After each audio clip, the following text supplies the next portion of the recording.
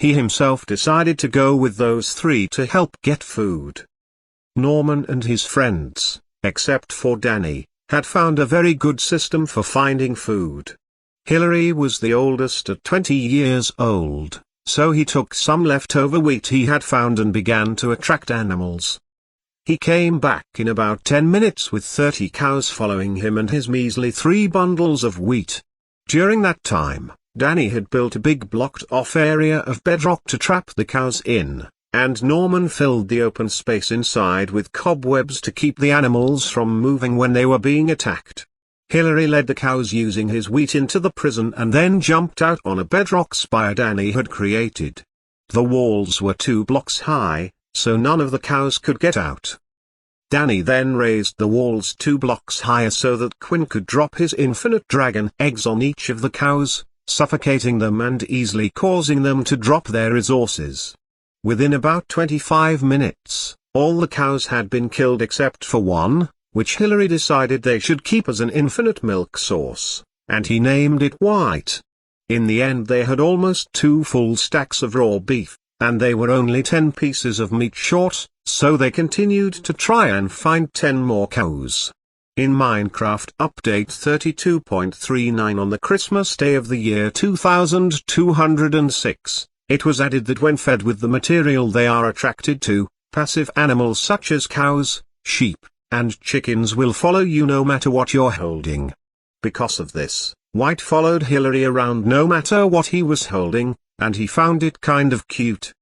Unfortunately, it took a whole 10 minutes to gather 10 pieces of raw beef. Plus, Danny hadn't been able to resist his urge, and he had started a fire with a flint and steel of his to roast some steak. Hilary, Norman, and Quinn realized what he was up to, but only after he had eaten 3 pieces of steak, so they had to find 3 to replace the eaten ones. Norman and his team of food scavengers came back in just under an hour, and by the end of their trip they had collected 2 other stacks of both raw chicken and raw pork chop. They finally had enough food for the trip, and Hilary had finally enough pets. By the end of the food scavenging, Hilary had tamed a wolf, Rover, and an ocelot, Misty, and also a chicken, James, a sheep, Molly, and a pig, Gus. Only Jeff and Esmeralda were back from their mining trip. Norman studied their 2 loads and found that their cobblestone, iron, coal, and flint quotas had been met, so he crossed those 3 items off his list as well. Along with that, they found 32 pieces of lapis lazuli, 32 pieces of redstone, and 10 blocks of gold ore. Norman was glad they had found something extra to use, but was a bit disappointed that they hadn't struck diamond. Hilary put away all of their food in a chest and sat down on it, while swarmed by his 6 different pets, farm animals, to wait for the rest of the group to come back. Both Quinn and Danny did the same, so Norman went over to Jeff to rest. He was putting all their iron ore in 2 different furnaces with some coal for smelting. As he approached, Jeff didn't notice him except for when he turned around to get out their 10 gold ore for the 3rd furnace. He gave a sad smile when he saw Norman, and after turning away to put the gold ore in the furnace he said, "Hey, Norman." He definitely sounded solemn. Norman knew that he was still thinking about his deceased son, and he tried to start off with his question slowly. "Are you feeling okay?" asked Norman. Jeff nodded as he was shoving coal into the furnace's bottom compartment. "Yeah, I'm okay. I'll admit I've been miserable for these past few days, and nothing has seemed to give me comfort, so thanks for feeling concerned," he murmured. "You're welcome." Jeff turned around and smiled again, only this time he didn't look very sad. In a way, he almost looked happy. "So, the only thing that I've been able to hold on to for comfort is the fact that I know Jonah is up in the ether with Notch, and that now he's protected from the error. Don't worry about me, I'm fine," he added when he noticed Norman about to ask another question. Norman didn't want to push the subject any further, so all he did was nod and turn around. He walked over to Quinn and sat down in the sand. It wasn't even quite midday yet, so they had a lot of time to spare. Norman and Quinn just talked about their own experiences in life, and when Norman started off about his time on Earth, Quinn's eyes widened to the size of melons. The third dimension? Whoa! That is freaking cool. I wish I were from an alternate dimension. I think that the Minecraft dimension in the 64th of all of them, and there are millions of dimensions or something. Anyways, I've heard in legends that the spaces in between dimensions hold secret mod weapons and mod foodstuffs and mod tools and mod materials and stuff. Man, I wish I had a mod weapon, and ever since I was 5 I've wanted a diamond slingshot to shoot items. Every single mod is written about in this book I found called the Mod Loader's Guide in the back of the library at Diamond University. And, I'm not proud of this, but... Quinn took off his block pack and pulled out an ancient-looking book that was the size of an entire block, and Quinn literally had to place it on the ground as though it were a block because of how big it was. Norman's eyes widened when he looked at the book labeled The Mod Loader's Guide, and he quickly looked back at Quinn, who was grinning gleefully. "You stole it from the library? Why?" he sputtered. Quinn looked up at him and his smile disappeared and he suddenly looked embarrassed. "Sorry, I couldn't resist. There's so much information in here about those mods, I just had to take it with me. Anyways, I'm sorry I did it. But I just have to show you some of the cool info they have in here. In fact, since we're still waiting for everyone else to come back, I'll show you one thing from every section of this book." Quinn seemed to turn into something like an excited little kid whenever he looked at the book, so Norman didn't want to deny him of his offer. Although, Norman was a bit interested in the Mod Loader's Guide himself, because he had never seen anything from a mod besides Lizzie's Diamond Sickle, Shatter, the Liquid Gold, and the Diamond Bound Arrows. Quinn opened to the front page and skipped through different intros of the book and the table of contents to get to the first chapter, which read Chapter 1, Mod Mobs. Quinn picked his favorite mod mob and found it near the beginning of the chapter, the bee. Norman looked at the description and read to himself. Bee. Health points, 1. Attack strength, 1. Spawn, beehives hanging in trees. First appearance, Beta 40.9. Network ID, 96. Save a game ID, B. Experience, none. The bee is a neutral mob that spawns in groups of 10-20 inside or near beehives, which will spawn naturally in any type of tree. Bees are only 0.2 blocks tall, 0.2 blocks long and 0.2 blocks wide. So they can fit through very small spaces and are hard to trap because of that and their quick movement. Bees are provoked if the player fills an empty bucket with honey by using a beehive or attempts to destroy the beehive, and all of the bees will slowly come out and attack the player in swarms. Also, if you were to hurt a bee with other bees around, all of the remaining bees would attack you, similar to that of wolves. Bees can be very tricky mobs to kill off because of their grouping strategy, and the safest way to obtain honey from a beehive and not be attacked is to smoke the bees. To do this, the player must light a fire 2 blocks underneath the beehive instead of directly below, otherwise the beehive itself would start on fire, and when smoke particles begin to touch the beehive, the buzzing inside will dull, and the bees will become permanently neutral until the fire goes out or is removed. If you hit a bee with your bare hands, it will die right away because of its small amount of health points, but you will receive 1 point of damage because of its stinger. Being enemies that can group together, bees are dangerous if provoked, and can only be outrun when the victim is sprinting. Bees will attack whatever part of your body is exposed, so bee attacks are not prevented by armor. If you are almost out of health points and you have a bucket of water, place the water on the ground to kill off the bees, which die instantly in water. Norman looked up from the book and met Quinn's excited eyes. "Cool," he muttered.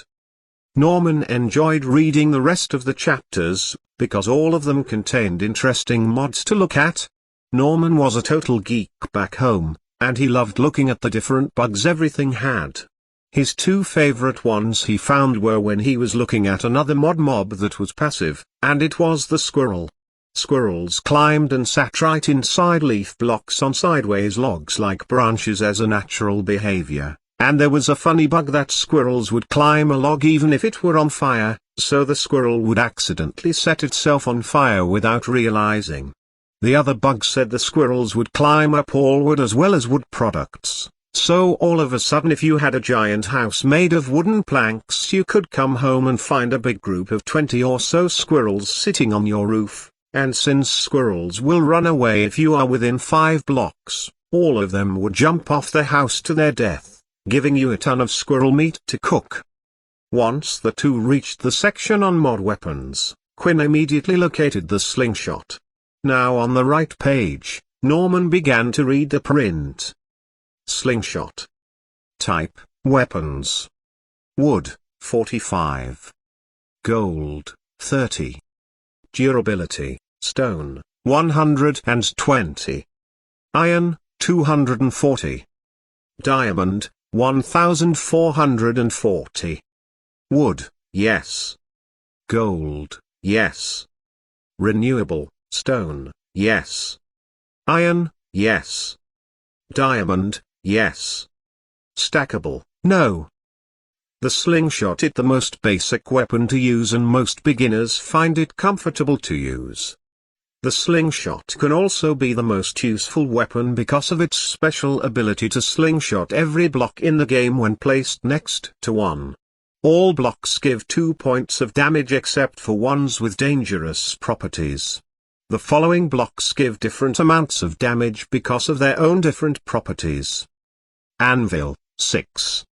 Cactus, 5. Dragon egg, 4. Fire, block only, 6. Burning effect, 1. Gravel, 4. Lava, block only, 14. Burning effect, 1. Sand, 4. Norman thought to himself that if he got the chance he would see the slingshot being used for himself, because he had never heard of anything like that before. Finally, Quinn closed the modloader's guide and hauled it back into his block pack. He then looked at Norman with a certain eagerness and said, "Well? What do you think?" "Pretty cool," admitted Norman, who hadn't thought that the book would be very exciting. At this time Norman felt a tap on his shoulder. He turned around to see Lizzie standing there, and she was holding one of her full stacks of jungle wood. "Hey, guys, what you doing?" Quinn again zipped open his block pack to reveal the modloader's guide. Lizzie quickly put away all of her jungle wood in a nearby chest and sat down next to Quinn, who was more than happy to take the book back out. Norman didn't feel like sticking around for any more mod reviews, so he just walked away casually and tried to find something else to do. Norman quickly located Bailey and Butterball resting about 20 blocks away in the sand. He wanted to ask Bailey a question, so he walked slowly towards her and her creeper. Bailey was scratching Butterball's belly, who really seemed to be enjoying it. Bailey didn't even sit up when she noticed Norman coming, but she did say, "Hey. How's it going?" she asked casually. "Fine." Norman suddenly found himself looking at Butterball. He was hissing playfully towards Bailey as though they were little children. Bailey caught his eye and said, "You can come here, you know. I've been reading up on how to control my powers as a mob whisperer for creepers, and I've learned that once any hostile mob is tamed towards a mob whisperer it becomes, like, neutral instead. So, Butterball here isn't going to get angry unless you do something he doesn't like. Come on, pet him." Norman had played Minecraft since he was 4 years old, and that whole time he had resented creepers because of their knack for blowing up everything nice, and he still viewed them as fully hostile. Norman was definitely hesitant, but Bailey took hold of his hand and guided it towards Butterball. Butterball seemed unsure, and he began to hiss warningly a little. Bailey quietly shushed him and finally set Norman's hand on Butterball's head. Norman noticed that the surface felt like sandpaper, but when he rubbed the top the creeper softened up a bit and stopped hissing, but he continued to stare at Norman. Bailey smiled and told Norman he could pull back his hand, which he still did quickly. "See?" said Bailey, gesturing towards Butterball. "That wasn't so bad, was it? I knew Butterball wouldn't hurt you, it's just not in his nature. Besides, I've learned something interesting about creepers. This wasn't in the book I read, which said that creepers were extremely difficult to tame even for some mob whisperers, but I figured it out pretty quickly. Apparently, creepers are extremely ticklish, so it's as though their tough exterior becomes melted like butter when you stroke their belly. Watch." Bailey turned around to scratch Butterball's belly again, and he started to squirm, hissing in that playful way. Norman couldn't suppress a smile, because this whole time he thought that there wasn't a such thing as a soft creeper, so this was a big change in his thinking. Norman suddenly realized that he should probably get to know Bailey since they were going to be going on a quest together, and the whole thing would be awkward if they hardly knew each other. So Norman sat himself down next to Bailey, not willing to sit next to Butterball yet because of his leftover hesitance, and sighed. "All right," he said, speaking his mind. "I figured that if we were going on an entire quest we'd at least get to know each other, so what do I need to know?" Bailey sat up as well and turned her head towards him, and she looked like she was trying to think about what she was going to say, and finally she decided on something. "Well, I was born into a very rich family that was in deep business with the mayor of a huge city far away from the one we got attacked in, and so I had a very easy life. The mayor of that city, Mayor Goldor, was a rich philanthropist, and he gave our family at least 500 blocks of gold ore a day, so we always were able to afford the best and most luxurious of things. Because of our wealth, we had some of the best security for our home in the city, so I never had even seen a creeper in my life. But just 30 days ago our entire city was attacked by an army of hostile mobs and neutral mobs, and I think I even saw demented iron golems too. My family fled the city and only 70 survivors escape, and unfortunately both my parents didn't make it. My mom was shot repeatedly by a skeleton and my dad was taken down by a pack of provoked wolves. I was almost killed by this really big and blood-soaked zombie pigman, but I managed to escape with only one heart left after shooting a diamond arrow through his stomach. I'm sorry if I sound weak, but I'm going to say that ever since I saw that huge zombie pigman soaked in blood, I've been scared of those creeps. Sorry, really, I should be a little stronger than that, but I just can't get over that scene. Our group fled to the water around the edge of the island and we had to travel across the ocean for twice as long as this recent trip, but then we found that Mushroom Island. On the trip, Mayor Goldor died of seasickness and we had to all vote for the next mayor to run the coming village that was to be built. The mayor had a loyal and worthy assistant who was, well. Bailey slipped off her block pack and pulled out a small picture. Norman looked close and saw two men. Both were unknown to him, but the two were quite contrary to each other. One was tall and thin, and he had a perfectly smooth face and neat brown hair. The other was very short and rotund, with a black beard and moustache combo. The tall man is Mayor Goldor. Can you guess who the other one is? Asked Bailey. Norman looked close at the chubby man on the left. He was looking at it for about 5 seconds before he noticed that the short man was holding a full stack of mushroom stew. Norman suddenly realized who the short one was and looked back at Bailey with surprise. Mayor Mushroom? How can that be him? The mayor had caramel-colored hair, not black. Plus, he doesn't have a beard or a mustache, declared Norman. Bailey plucked the photo from Norman's hands and put it in her block pack. Mayor Mushroom changed his entire look because of how ashamed he was for not protecting Mayor Goldor, and so he made all the survivors around him after Mayor Goldor's death to not ever tell anyone about his past, and then to make sure no one recognized him he shaved off his beard and mustache and changed his hair color. Although, he was disappointed he couldn't change the rest of his physical shape. Answer Bailey.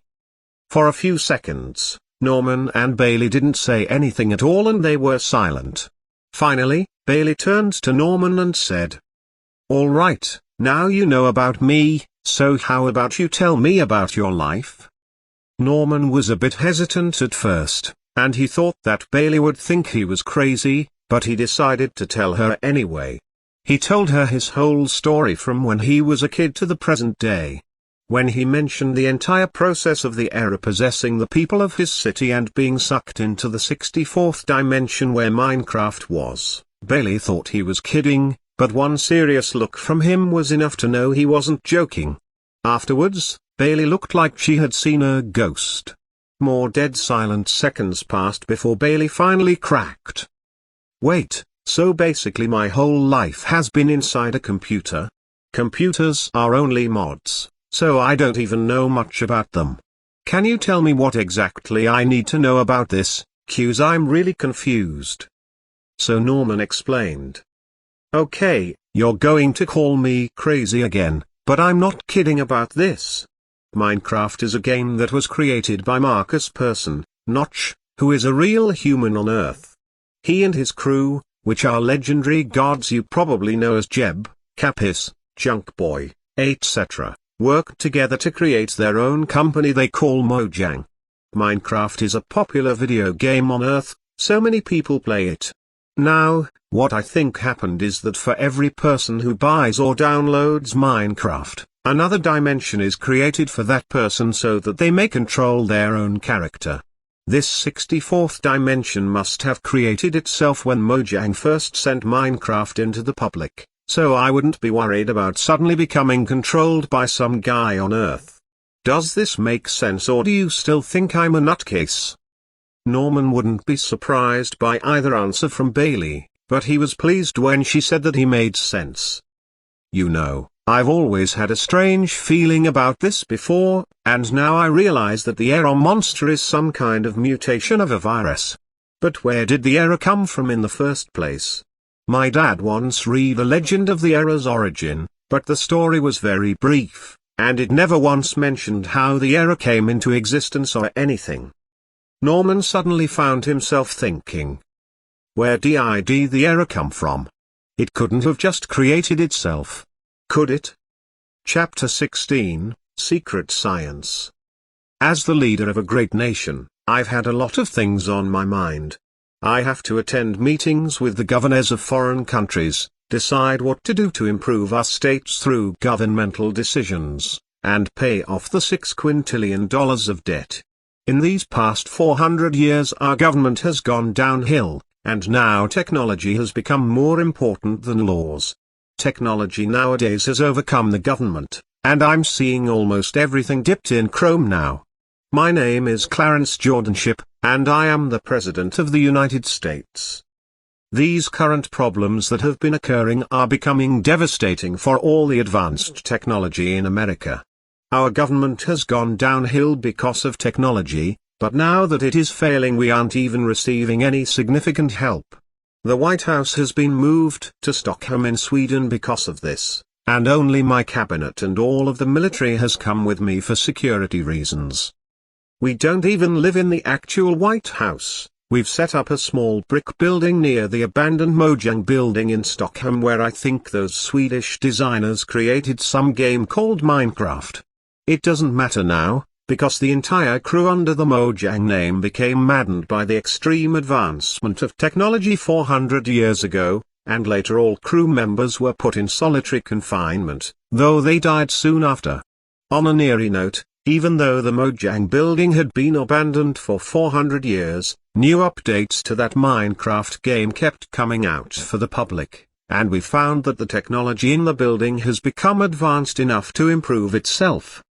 Today I was meeting with the head of the Department of Science, DOS, Landon Barrell, and he was also the head secretary of science. In the little brick building we call Base 43, I've hosted a meeting today to discuss the matter of the shutdowns occurring in technology across America. Landon will know what the solution to deleting the source of these bugs is. As I walk down the smooth pavement around the edge of Stockholm, I'm followed by many. Beside me I have General Chase Newman, Army Chief of Staff of the Army itself, walking on the right of me, and Vice President John Clearwater on my left. In a protective circle are groups of all different military forces, the Navy, the Army, Marine Corps, and Coast Guard, all forming perfect rings in order of rank around us three. The Air Force's 100 or so helicopters circled above us, each with high-tech missile launchers built inside. We've made sure to not take any chances now that there could possibly be a dangerous hacker out there. I entered the small brick building named Base 43, which I believe used to be a bomb shelter, with Newman and Clearwater, and 13 locks slide into place on the heavy lead and iron door. Outside, I'm sure that the military forces were standing guard, which helps me ease up slightly. The room around us was plain brick with a concrete floor, and the place was completely empty except for 3 chairs in which we sat.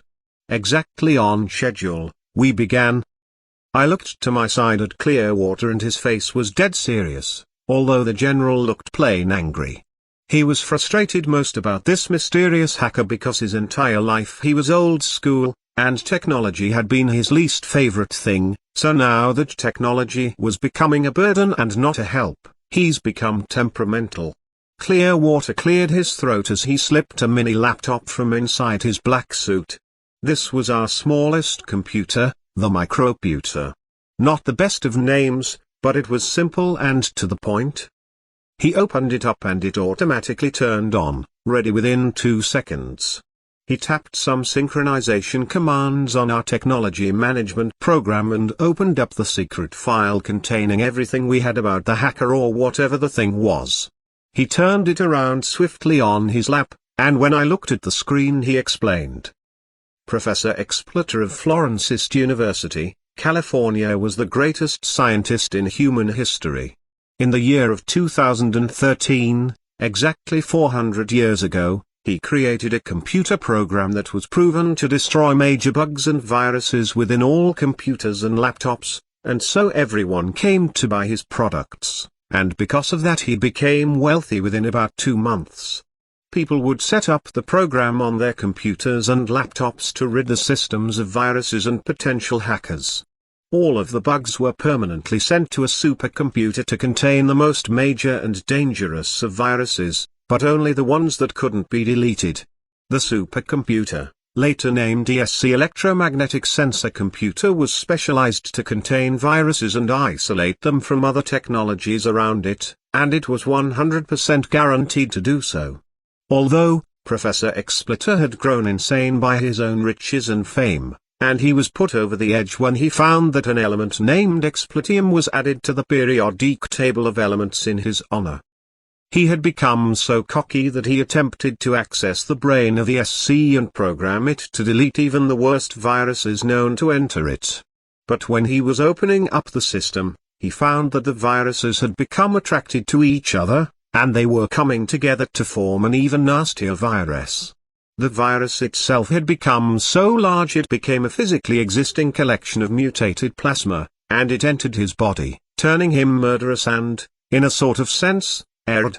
The virus had gained the capability of entering human bodies as well as technology, and it escaped to terrorize and swallow everything in its path. This went on for only a year, thank God, otherwise we might not be here today, because of an amazing solar eclipse that occurred around midday. At this time, the virus was consuming the city of New York in its black hole of bugged plasma, but when the eclipse occurred it disappeared in a swirl of dust, echoing a screech that was heard across the world. It hasn't appeared since, but now it has found a way to stay in hiding and put its viruses inside of people. On the 24th of July, 2414 in Transville, California, it struck almost as suddenly as the first time, and the entire population of the city was consumed by the virus. "Does this all seem correct, sir?" asked Clearwater. I processed this for a few moments, and all of it sounded correct. That is correct, John. I don't believe we have anything new on this virus, though. As Clearwater inputted a few more commands to the program, he answered me. Actually, not even 10 minutes ago the Secretary of Science, Landon Barrell, found a few more bits and pieces of information about the strange eclipse that caused the disappearance of the mutated plasma virus. I will call him in now, if you would like. Information was the number one thing I needed, so I nodded. Clearwater pressed a finger to a small button on his earpiece and said, "Landon Barrell, you may come in to join our meeting." A short young man with wavy brown hair walked into the room wearing a bright orange tuxedo. I haven't really been pleased with his style of dressing, but at the moment that thought didn't even occur. I reached over to my left and pulled up an extra chair. Normally, Landon was energetic and engaged, but now he was nearly opposite. He was grave about these past events. He sat down next to me and looks first at me. "Hello, Mr. President." I returned the welcome and then he explained his newly found data. "Lately I have been researching and investigating the cause behind the mysterious solar eclipse that destroyed the virus, and I've noticed that all of my discoveries have been the same. I've looked at the path that the moon has been taking in history from that epidemic until today at 10 o'clock a.m. I found that if we were to trace the patterns back until the day when the solar eclipse occurred, we would find that the moon wouldn't have been in the correct position to cause one. It was roughly 6,595,320.7 miles from where the proper position to cause a solar eclipse would have been. Something besides the moon would have had to cause that eclipse, although it would have to be the exact same size as the moon to be possible. There must be something else orbiting our planet, and so far we haven't been able to track it yet. This could possibly be one of the strangest scientific discoveries we have ever experienced before. Here, I've located a picture that one bystander had taken from a high room in the Empire State Building. Landon handed me a small piece of paper. It was taken from behind a glass window, and outside it was very dark. The strange thing was that the shape blocking the sun was a different shape than the moon. Instead of being circular, there was a strangely beaten-looking shape. The figure had many different bumps and edges around it, but being an outline it was impossible to tell what it was. After looking at the photo for about 10 seconds, I handed it back to Landon and he pocketed it.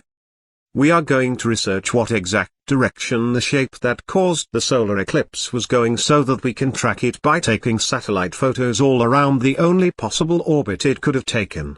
For now, all we know is that the moon wasn't the cause of it. It may have been something that the mighty God in heaven would call a mystery, for all we know," said Landon. Now I was bugged by what had caused the solar eclipse if it wasn't the moon. So, I nodded towards Landon and said, "All right, Mr. Barrell, you may go now. Keep up the research." Landon left the room swiftly after we shook hands, and now it was just us three again. I wasn't exactly sure what we could do now that we had received every bit of our information, and I was slightly disappointed because of how short the meeting was. So, as Commander-in-Chief I stood up and told the General and Clearwater what we were going to do. We all stepped outside and the General took my orders and announced them through a gigaphone, which was 10 times louder than the megaphone, so you had to wear protective earpieces. I was going back to the Mojang building and process this information. The soldiers got into their formations and surrounded me, the General, and Clearwater once more. We walked for only about 100 meters. I was the first president to forward and pass the law of switching to metric, to reach our helicopter, which was also guarded heavily by 30 soldiers. Once we reached the helicopter we loaded ourselves inside and buckled up. A pilot slid the heavy steel door shut and slapped on his earpiece. "Major Kruckerberg here, are we cleared for takeoff?" he spoke.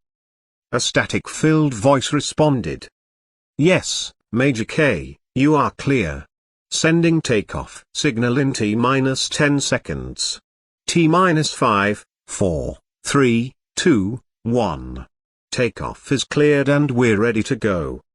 The helicopter began to lift into the air, and in a matter of seconds we were a couple thousand meters up. More garbled voices came from Major Gay's earpiece and we immediately started forward. I looked out the window on my left and saw that the 100 or so duplicate helicopters were swarmed around us, and I could just see the same thing out the right window. At times like these I acknowledged the security I was provided, although I still had a sense of foreboding whenever every branch of military had to accompany me. Something always never seemed right. Thankfully, the ride to Stockholm is only about 5 minutes, if we go at top speed, so I was able to retire to the vast Mojang building. Here was the only place I found peace. That was because at least half the military is standing outside of the building, a quarter guarding all around the inside, and only another quarter really followed me around. This way, I wasn't constantly swarmed by soldiers. I tried to think about the virus's path of destruction, but for some reason I couldn't think, even when I was sitting at my desk in Marcus Person's main office. Then I realized why. I needed some coffee. Chapter 17, An Arch of Bedrock. Norman and Bailey talked for a long time and went on until the sun was setting. Everyone in the group had come back with the rest of their supplies, so they had met every quota and gotten a couple of the optional items as well. Being the newly founded leader of the group, Norman announced to everyone to get in bed. They would need their strength once they started towards the Serpent's Eye where that Creeper clan was. Norman hadn't ever seen a picture of it, but he knew that the mutant boss of the clan was some monster called the Mecha Creeper, which did not sound all very comforting. Norman quickly flipped open his journal and wrote a new entry. Day 7, June 29, 2414. Today was probably the best day we've had so far. For starters, there were no deaths today. I'm not sure yet if this is a good thing, but the group appointed me as their leader because apparently I've been chosen to be the main hero to defeat the error. I sent out different parties to gather enough resources for the entire trip we'll be taking, because now we have to slay these giant mutant mobs and obtain their special items. They are keys to open the hidden entrance to the Error's magic prison in the void. Thankfully, everyone met their quotas and we also gained a few optional resources, and now that we've got everything we're going to start off into the desert. I'm hoping that this desert isn't too vast, because I'm afraid we might die off by running out of resources too quickly. Well, I guess we will find out once we get going. Norman Cobweb. Everyone set up their own beds around the area while Danny completely encased them in bedrock, including the ceiling. Before Danny placed the ceiling, though, Norman set up his bed near Lizzie's spot. She flopped onto the bed and then tilted her head towards Norman. Oh, hey Norman. So. Pretty crazy, huh? Huh? Lizzie rolled her eyes and sighed. You know, just our lives at the moment. Barely over a year ago we were back on Earth, and now you and I and some other 2 people are gonna become destined heroes to defeat this mutated virus. Doesn't that seem crazy to you? She asked. Norman crawled under his covers and Danny finally plugged up the last hole in the ceiling, surrounding them in complete darkness. Yeah? I wish we had our old lives back. Right now I'd be eating a roast beef and Swiss sandwich or something. Here all you can really eat for the most part is meat and possibly apples. It stinks. Norman couldn't see her, but Lizzie was taking the opportunity to make ridiculous faces at him under the cover of the darkness just because she could. Finally she stopped to answer. Yup. Oh, don't forget spider candy and poisonous steak, those are delicious. She muttered sarcastically. Lizzie, I think you mean spider eyes and rotten flesh. Lizzie muttered something like same diff in reply.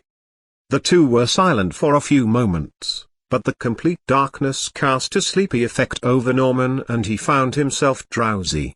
He also didn't feel like continuing the awkward conversation about their lives they might never get back, so he bid Lizzie good night and buried his head in the pillow, immediately falling asleep. The next morning, Norman found himself staring at the sky. Apparently Danny had removed the bedrock box around them, because the rising sun was able to cast a warm glow onto their area. Norman looked around and saw that everyone else was already waking up and getting ready. Norman woke up a lazy-eyed Lizzie and then started to get ready himself. He opened up his and Lizzie's chest and took out his diamond armor, and to his relief all of the items were still in the green section of the durability bar, so they were almost new. Norman took the items out and put them in the bar on his arm that showed the items he was holding.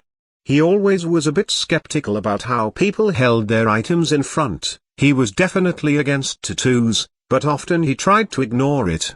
He felt that the armor would drag him behind, so he only kept them in his hopper. I'm going to call it that from now on because the other explanation is too long of a name. Norman did keep his diamond shovel in his hands just because he thought he looked a lot cooler with it. Also because it would be handy to flatten the heads of any wandering mobs. He was very confident that they would do well against the Creeper clan since they had Bailey with them. She might be able to tame the entire army if she could let her powers loose. The mutant might not be affected, but at least there wouldn't be as many distracting explosions. Norman gathered up their group of 10 and once they were all together and ready to go, Norman declared their next directions. Okay, now that we've got all the supplies we need for the trip, let's just get going. Yeah? Norman found he wasn't the best at giving speeches, but his words were good enough. Norman held out the golden eye in his other left hand, since his right was occupied with shatter, and it spun around until the longer end was pointing northeast, far into the desert. All with a feeling of determination, the group began to march in the direction of their new guide. The day was quite uneventful, and to Norman's relief they weren't attacked by any mobs under the era's control. Still, Norman wished that something would actually happen. The only thing significant that happened was when Norman suddenly felt thirsty and remembered that they had forgotten to make bottles for water. It only took about 10 minutes to smelt sand into glass and craft 3 glass bottles each for the people in the group. Although, until the sun had just begun to set did they find a small pool of water with some sugar cane growing nearby. Here the group stopped to fill their water bottles and harvest the sugar cane, and once that was done Hillary crafted 4 buckets and filled them each up with water so that they had a portable infinite water source for refilling their empty bottles. Norman wrote again in his journal, and when he took it out this is what he wrote. Day 8, June 30th, 2415. Today was unfortunately uneventful for the most part. So far the desert just seems to stretch on, and I'm really hoping that we get out of here soon. Even a stretch of plains is more exciting than this desert. The only significant event that occurred was when we had to stop to fill up some water buckets and make some glass bottles. I totally forgot that we needed to watch our thirst. We did find 3 stalks of sugar cane, so that means we already can start a sugar cane farm. Yeah, this is probably going to be the longest, most boring parts of the trip, hands down. So, yeah, I really don't have anything else to put down. Norman Cobweb. Norman and the rest of the group only stopped to rest for the night, and Danny had to isolate them inside bedrock again. Norman slept soundly that night, because their long walk across the desert was quite tiring. The next morning, Norman once again woke up to get ready early. The entire day was uneventful in the same way as the first, and Norman thought that he was seeing the exact same dead bushes and sand formations. After writing another journal entry, Norman had a feeling that his next entries until they reached the Serpent's Eye were going to be extremely short. Day 9, July 1st, 2415. Once again we have had a day of no events. I'm becoming bored out of my mind, and the desert is starting to look exactly the same everywhere I look. I can't even think of enough to write down, that's how bad it is. Norman Cobweb. Day 10, July 2nd, 2415. Another boring day. Yawn. Something interesting had better happen soon. Norman Cobweb. Day 11, July 3rd, 2415. I just know I'm going crazy. I am not kidding when I say that everything we pass looks exactly the same from 5 minutes earlier. Why? Norman Cobweb. Norman woke up early in the morning. Day 12 was here. Norman almost felt no point in continuing onward. The past 4 days of wandering through the blistering desert have been completely pointless, and the only thing that was accomplished was that already a quarter of their food supplies were wasted. They had managed to stay full and keep hydrated, but Norman was so tired that his legs felt like they were jello. When he stood up and got ready for the upcoming day, he grumbled his daily instructions towards the group, and they grumbled in return. Everyone was bored out of their minds. As the group walked forward, Norman noticed something again. Every day they passed a small group of dead bushes that were in the shape of a slightly bent horseshoe, and Norman even studied them carefully to find that every day when he looked at them they were in the exact same formation. Finally, Danny had noticed this as well and stomped up to the front of the group, making them stop. Most people thought that they were coming to rest, so many sat down on the sand, exhausted terribly. Norman looked up and stared at Danny along with the others. Danny targeted Norman instantly and jabbed a finger at him. Okay, this is just stupid. We've been walking through this desert for 4 days straight, and not a single thing looks any different. It's almost as though we're walking in circles. What is your goal here, noobman? He exclaimed angrily. Norman threw up his hands and said, Okay. I admit it, I have no idea where we're going. Maybe if we just backtrack a bit we'll find some sort of sign as to where to go. Norman turned around on his heel and only walked 1 block forward before stopping. Suddenly, a sign had appeared standing up in the sand where they had walked not 20 seconds ago. Quinn stood up in the front and declared, Witchcraft. Norman slowly stepped forward and looked close at the sign, and this is what it read. All you need to do is this. Look very close. See past the error. It obviously had some kind of meaning, but Norman wasn't exactly sure what. Norman found himself thinking. The first 2 lines were simple and to the point, but the other 2 were a bit confusing. Look very close. See through the error? What does that mean? Norman? What's that sign say? Someone inquired. Norman snapped out of his thoughts and turned around. It was Hillary who had asked. Norman repeated the lines on the sign, and when he finished, Hillary looked confused as well.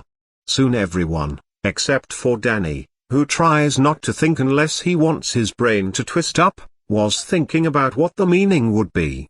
Norman looked over the message another 3 times, but still he couldn't figure out what it meant. Almost as suddenly as the sign had appeared did Norman hatch an idea. While everyone else was sitting around thinking, Norman felt his legs move him in the opposite direction of where they had come. He only went 5 steps before stopping quickly. Only 10 blocks away from his position he saw an arch in the sand made of bedrock. Norman looked through the arch and to his surprise he saw through the other side not a desert, but a vast area of plains. Norman quickly moved around to the other side of the bedrock arch, but he couldn't see any plains through the other end or out in the distance. Norman returned to the front of the bedrock arch, which was 4 blocks tall, 3 blocks wide, again to find that the hidden plains were still the plain as day. Norman waved his hand towards the arch and yelled, Hey guys! Come over here, there's some kind of bedrock arch thing here. On this end it leads into the plains coming to the Serpent's Eye. Everyone crowded behind Norman and looked where he was looking. What are we looking at? Asked Stephanie in a suspicious tone. I have no idea. replied Danny in the same way. Either Norman was going crazy or everyone really couldn't see the arch. Norman groaned and walked right up against the bedrock arch. He turned around while inside the 1 blocks of space and gestured for everyone else to follow. "Come on, I know you can't see it, but there's a hidden arch of bedrock here that's leading into a big stretch of plains." No one followed him and Danny made a snide remark about Norman's stupidity.